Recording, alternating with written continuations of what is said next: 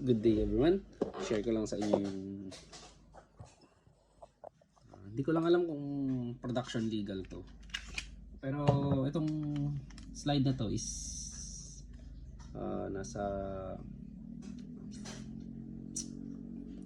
12 grams or 12 to 13 grams lighter kaysa dun sa stock. CNC aluminum siya.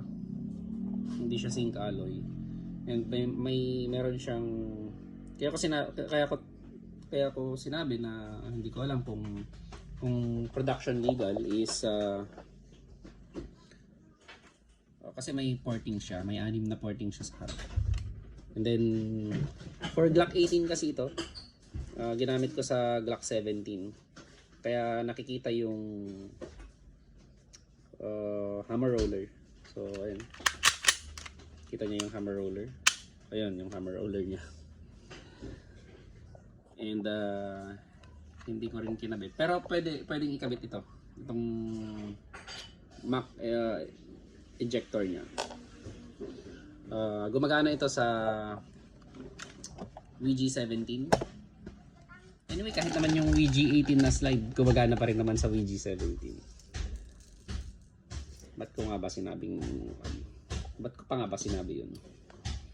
Pero ayun, for FYI, for WG-18 ito. Pero gumagana siya sa G17. So, testing natin.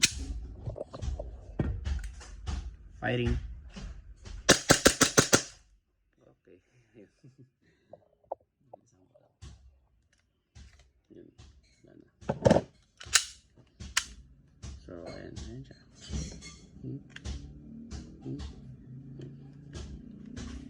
Pero meron din isa na parang Force Edition.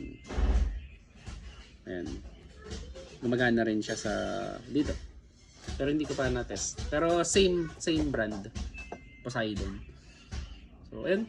Thank you very much.